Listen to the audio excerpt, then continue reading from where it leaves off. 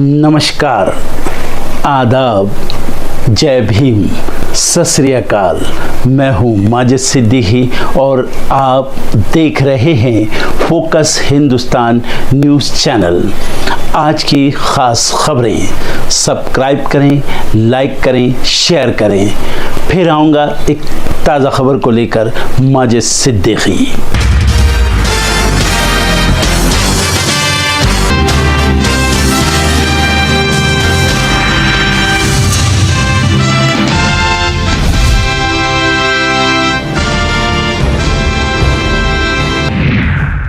Germany में कांग्रेस सांसद राहुल गांधी का बड़ा बयान। बोले, आरएसएस के लिए सच्चाई नहीं शक्ति जरूरी। उनके प्रमुख ये खुले तौर पर कह रहे, यही उनमें और कांग्रेस में अंतर।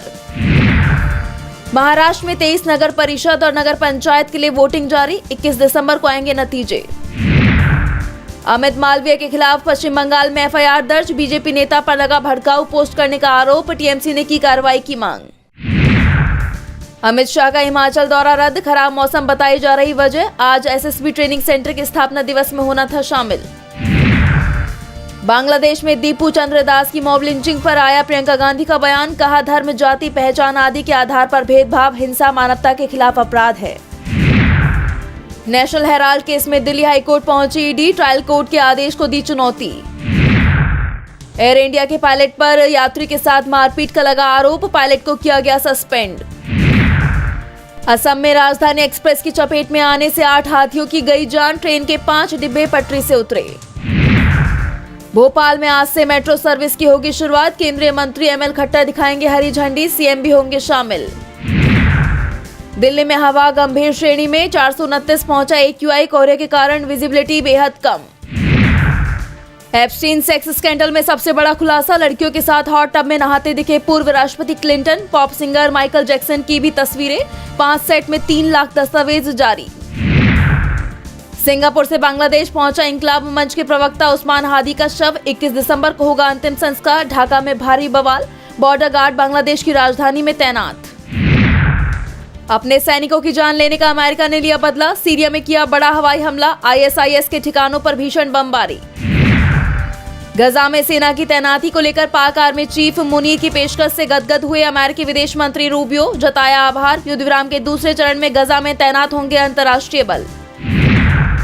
पाकिस्तान और अफगानिस्तान में फिर बड़े जंग के आसार। टीटीपी की गतिविधियों को लेकर तालिबान पर भड़का इस्लामाबाद। अफगान शासन से की सख्ती की मांग। इस बार छुट्टी के दिन बजट पेश कर सकती है वित्त मंत्री निर्मला सीतारमण। इस बार 1 फरवरी को है रविवार। अधिकारियों ने जताई संभावना। ईडी ने बिजनेसमैन अनिल अंबानी के बेटे अनमोल अंबानी से की पूछताछ। बैंक ऋण धोखाधड़ी का है मामला। यस बैंक से जुड़ी है जांच। कोटक महिंद्रा बैंक के खिलाफ RBI की सख्त कार्रवाई। लगाया 62 लाख रुपए का जुर्माना। बैंकिंग नियामक ने नियमों की अनदेखी पर लिया एक्शन। 1.68 अरब डॉलर बढ़कर 688.94 अरब डॉलर हुआ विदेशी मुद्रा भंडार। भारतीय रिजर्व बैंक ने जारी किए ताजा आंकड़े। बीते सप्ताह 107.741 बिलियन अमेरिकी डॉलर हुआ सोने का भंडार। बेल्जियम जाएंगे वाणिज्य मंत्री पीयूष गोयल। EU के लंबित मुद्दों पर करेंगे बातचीत। FTA को अंतिम रूप देना है मकसद।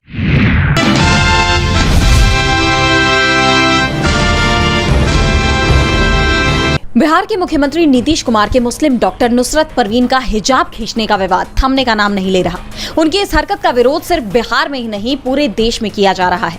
और इस बीच पीपल्स डेमोक्रेटिक पार्टी नेता इल्तिजा मुफ्ती ने अब सीएम नीतीश कुमार को बड़ी धमकी देते हुए कहा है कि आपको कोई हक नहीं बनता कि आप हमारे नकाब या हिजाब को हाथ लगाएं। अगली बार हमारे हिजाब को हाथ लगाया तो हम मुसलमान औरतें ऐसा सबक सिखाएंगी कि जिंदगी भर नहीं भूलेंगे। आपने जो हरकत की उसके लिए आपको माफी मांगनी चाहिए। इल्तिजा मुफ्ती ने नीतीश कुमार के खिलाफ श्रीनगर के कोठीबाग थाने में शिकायत दर्ज कराते हुए जल्द ही कार्रवाई की भी मांग की है। इससे पहले नीतीश के खिलाफ रांची और लखनऊ में भी एफआईआर दर्ज कराई जा चुकी है। तो वहीं इसके अलावा बिहार समेत देश के कई हिस्सों में उनके खिलाफ विरोध प्रदर्शन भी हुए। जैसा कि आप जानते हैं कि ये पूरा मामला 15 दिसंबर का है। इस दिन सीएम नीतीश एक समारोह में 1283 आयुष डॉक्टरों को नियुक्ति पत्र दे रहे थे। इस दौरान एक महिला डॉक्टर नुसरत परवीन हिजाब पहनकर मंच पर आए।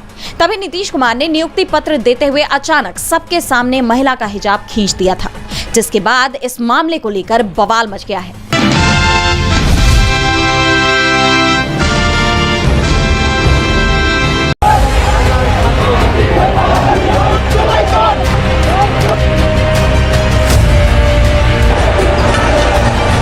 बांग्लादेश इस वक्त शोक, गुस्से और अराजकता के खतरनाक मोड़ पर खड़ा दिखाई दे रहा है।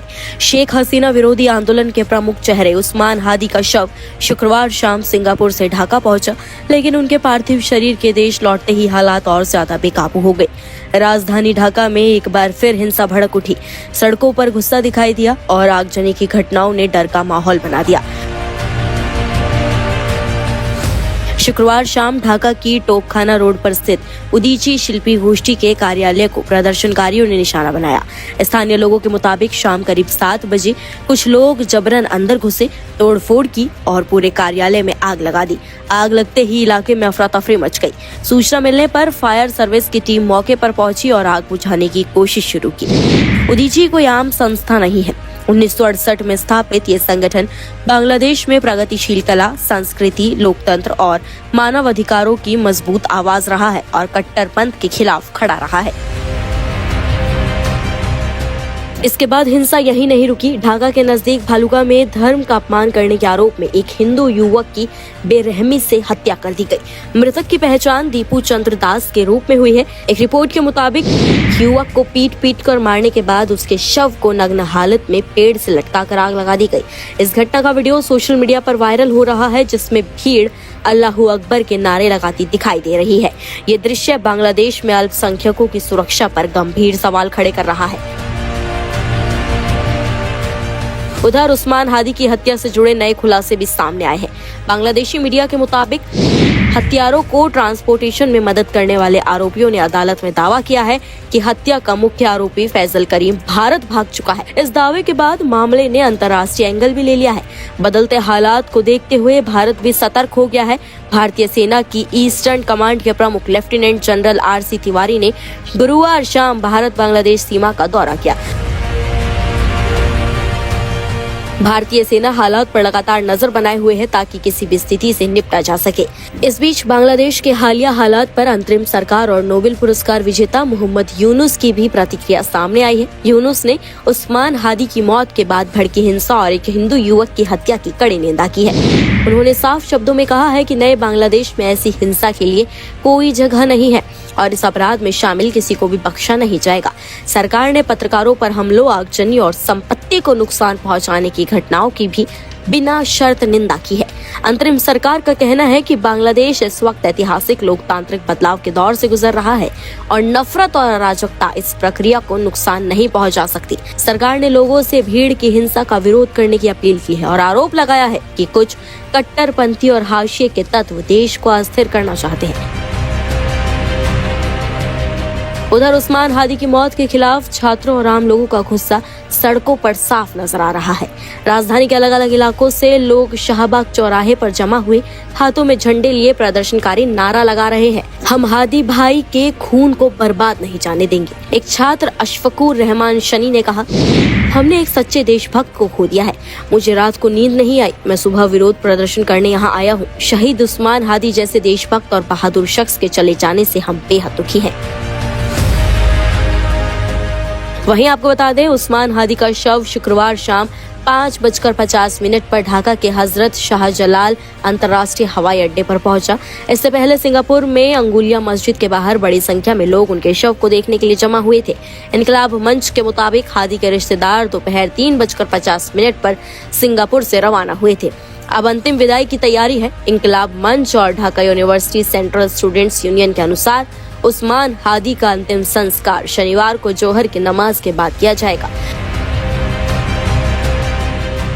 कुछ जानकारियों के मुताबिक उन्हें राष्ट्रीय कवि काजी नजरुल इस्लाम की समाधि के पास दफनाया जाएगा, जबकि अंतिम नमाज मणिक मियां एवेन्यू में अदा की जाएगी।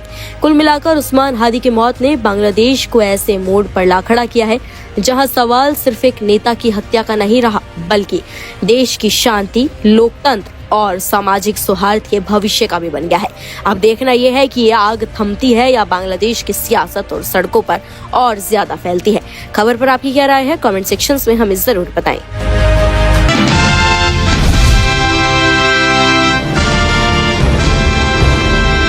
12 राज्यों में SIR के दूसरे चरण की प्रक्रिया जारी है, जिनमें से 5 राज्यों के लिए मतदाता सूची का मसौदा यानी ड्राफ्ट लिस्ट चुनाव आयोग ने 16 दिसंबर को ही जारी कर दिया था। और तमिलनाडु और गुजरात एसआईआर की ड्राफ्ट वोटर लिस्ट भी सामने आ चुकी है, जिसके तहत तमिलनाडु की राजधानी चेन्नई में बड़े पैमाने पर नाम कटने का मामला सामने आया है। आंकड़ों के मुताबिक पहले चेन्नई में कुल 40,04,000 मतदाता दर्ज थे। वहीं एसआईआर के बाद ये संख्या घटकर 25,79,000 रह गई है। यानी ड्राफ्ट लिस्ट में करीब 14,25,000 मतदाताओं के नाम हटा दिए गए हैं। अब बात करें कोयम्बटूर जिले की, तो यहाँ ड्राफ्ट मतदाता सूची से 6,50,000 नाम हटाए गए हैं। वहीं डिंडीगुल में पहले 19,35,000 मतदाता थे, जो अब घटकर 16,09,000 रह गए, यानी करीब 2,34,000 नाम कटे हैं। इसके अलावा करूर जिले में 79,690 नाम हटाए गए हैं। यहाँ पहले 8,79,000 मतदाता दर्ज थे, जो अब 8,18,000 रह गए हैं। कांचीपुरम जिले में 2,74,000, तंजावुर में 2,06,000 और विल्लुपुरम में 1,82,000 मतदाताओं के नाम ड्राफ्ट सूची से हटाए जाने की जानकारी सामने आई है। बता दें कि वोटर लिस्ट से नाम हटने के पीछे अलग अलग कारण बताए गए हैं। आयोग की तरफ से कहा गया कि कई मतदाता ऐसे पाए गए जो दिए गए पते पर नहीं मिले, साथ ही दोहरी वोटिंग के मामलों में भी नाम हटाए गए। बता दें कि तमिलनाडु के साथ गुजरात एसआईआर की ड्राफ्ट लिस्ट भी जारी हो चुकी है। जैसा कि आप जानते हैं कि 12 राज्यों और केंद्र शासित प्रदेशों में चल रहे विशेष गहन पुनरीक्षण का ये पहला चरण है, जिसमें ड्राफ्ट सूची जारी की गई है। जिनका नाम सूची में नहीं है वो 15 जनवरी 2026 तक आपत्ति दर्ज करा सकते हैं। अंतिम मतदाता सूची 14 फरवरी 2026 को जारी की जाएगी।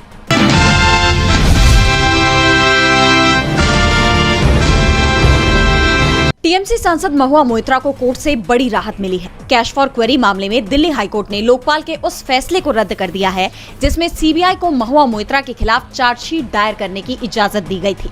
जस्टिस अनिल क्षेत्रपाल और जस्टिस हरीश वैद्यनाथन शंकर की बेंच ने लोकपाल को इस मामले में महुआ मोइत्रा की दलीलों पर ठीक से विचार करने के निर्देश दिए हैं और साथ ही इस मामले में फैसला लेने के लिए 1 महीने का वक्त भी दिया है, जिसके बाद पूरी बाजी पलटती नजर आ रही है। दरअसल बीजेपी सांसद निशिकांत दुबे ने टीएमसी सांसद के खिलाफ लोकपाल से शिकायत की थी। उनका दावा था कि महुआ ने संसद में सवाल पूछने के लिए बिजनेसमैन दर्शन हीरानंदानी से पैसे और तोहफे लिए थे। टीएमसी सांसद पर हीरानंदानी को संसद की आईडी और पासवर्ड देने का भी आरोप लगा था। ये मामला लोकसभा की एथिक्स कमेटी को सौंपा गया और आखिरकार महुआ मोइत्रा को अपनी लोकसभा सदस्यता गंवानी पड़ी थी। लेकिन अब इस मामले में नया टर्न आ गया है और महुआ की याचिका पर सुनवाई करते हुए दिल्ली हाईकोर्ट ने सीबीआई की कार्रवाई पर रोक लगा दी है, जिसे उनके लिए एक बड़ी जीत के तौर पर देखा जा रहा है। लेकिन बीजेपी के लिए ये बड़ा झटका साबित हो सकता है, क्योंकि पहले से ही नेशनल हेराल्ड मामले में दिल्ली की राउज एवेन्यू कोर्ट के फैसले को लेकर बीजेपी विपक्ष के निशाने पर है। जिस तरह कोर्ट ने ईडी की चार्जशीट को खारिज कर दिया, उसके बाद विपक्ष ने मोदी सरकार और बीजेपी के खिलाफ पूरा मोर्चा खोल दिया है। उस पर केंद्रीय एजेंसियों का दुरुपयोग करने और बदले की भावना से विपक्षी दलों के नेताओं के खिलाफ कार्रवाई करने के आरोप लग रहे हैं और अब इस मामले ने विपक्ष को एक और मौका दे दिया है सरकार को घेरने का।